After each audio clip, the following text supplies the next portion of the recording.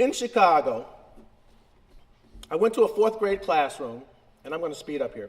I went to a fourth grade classroom, and I needed to develop a model that would have kids reading 3 years above grade level, not meet national norms. And in order to do that, remember I'm getting you through that curve. In order to do that, I said we need 7 steps. And I didn't know if it was going to be true. We need 7 steps during every single lesson.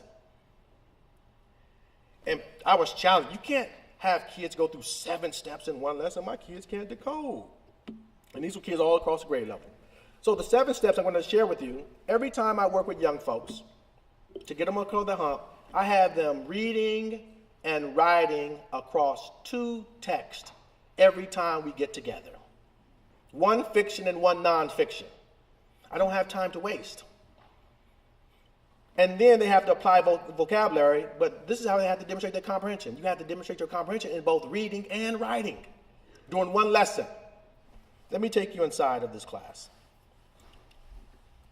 Now, these are 4th graders. Many of you met me at the conference and said, it's fine, Tatum, you do middle school and high school. I had a surprise for you. I'm down to 4th grade. And I'm working my way to 1st grade. But I started here because we had this notion of the 4th grade reading gap, and I say it could be mythological. And I didn't want to start with, I wanted to start with AfricanAmerican boys. See, generally we take research, and then we say, well, will this work with AfricanAmerican boys? I take AfricanAmerican boys to then shape the research. So you don't have to be convinced that it works with them because this is where it started. And then when other folks begin to say, well, would this work for other students? I say, why wouldn't it?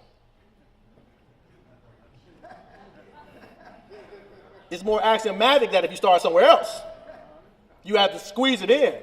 But if you start here, it's very different. So these are the little boys. I just want to show you how short they are. They make me feel tall. But let me give you a quick example, and I highlight the books where you can find this stuff.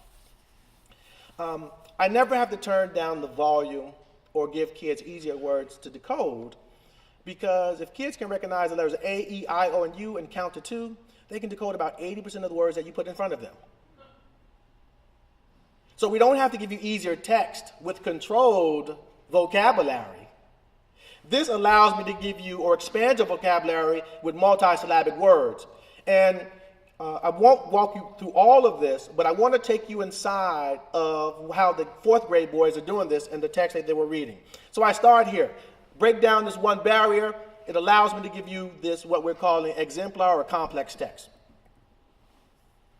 These are the words I'm using with a group of 4th grade boys. Sociology, suspicion, prejudice, political, Afghanistan, dubious, prior, and virtual. You know, people say, wait a minute, my 4th grade boys wouldn't be able to read those words. I said, that's exactly why you put it in front of them. What you're really intimating is, I only put things in front of them that they can already read.